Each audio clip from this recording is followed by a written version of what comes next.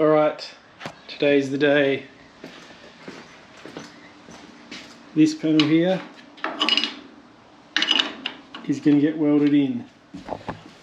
After that, this panel here that we cut out last time, all that rust converter's done its thing.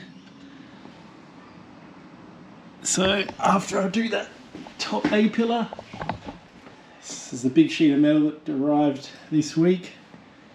I'm going to do my first stencil on that little section, cut it out, bend it, weld it in. That is today's task. And then hopefully get that little plate welded across the top of it after that. Hopefully that all goes to plan.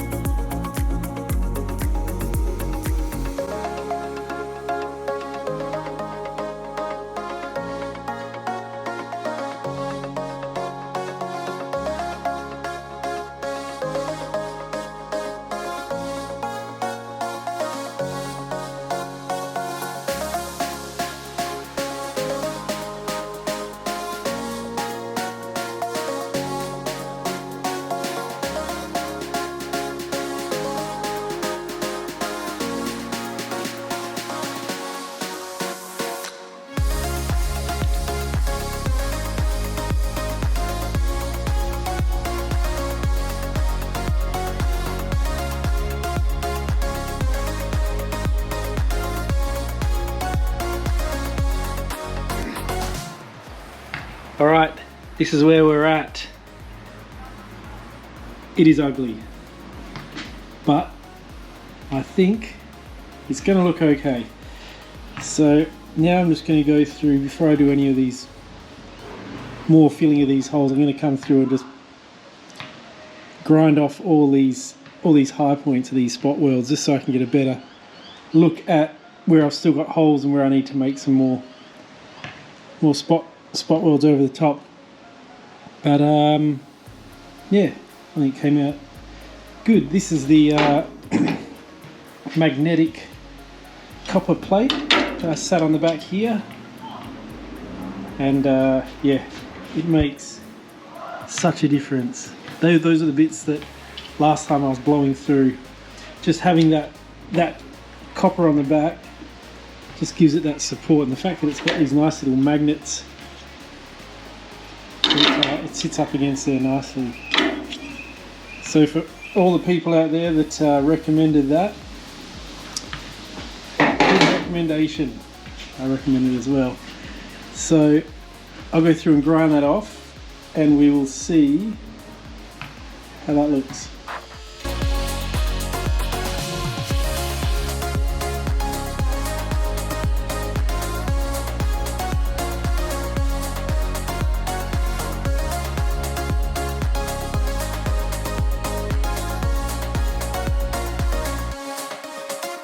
Right, so that is all ground down now. You can still see there's that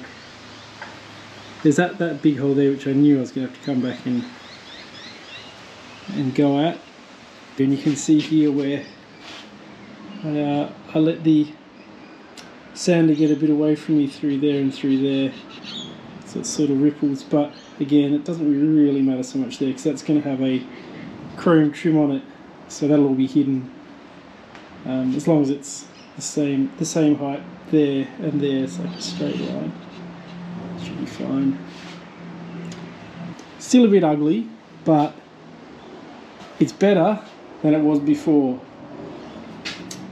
And this is what it looked like before. So better than that. And it's the first attempt at properly welding in a patch panel. I believe there is some fiberglass filler that you can just bang over the top and it will just fill all these little pinholes up, and that doesn't allow any water to get in, so then it should be good. I think that's probably a better option than trying to keep on plugging these little bits of weld and stuff. So now that I'm parking that the way it is, happy with that, as happy as I can be, I'm going to tackle that panel under there. Going to get myself a little stencil out of that, cut it into this new sheet here, then hopefully weld it in and not blow massive holes. Let's give that a crack.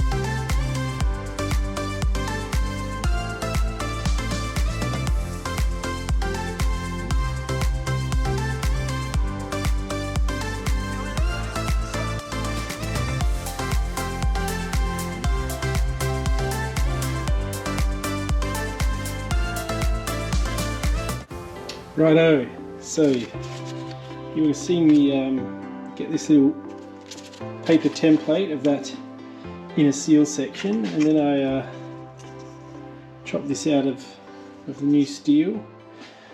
So to weld that in, I could either keep it straight as it is, flatten these two bits here out and probably weld it straight across.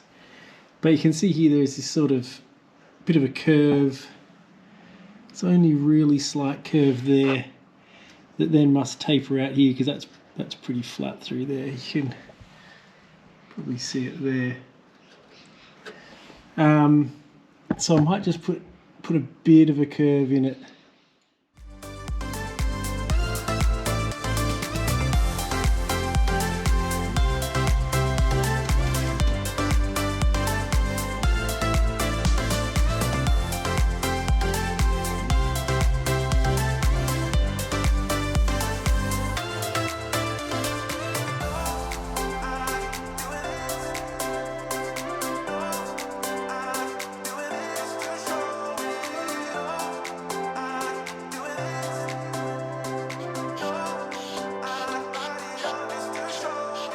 Righto, so I've trimmed this piece now so it fits in there pretty good. There's still some gaps sort of up the ends, but I'll sort that out later.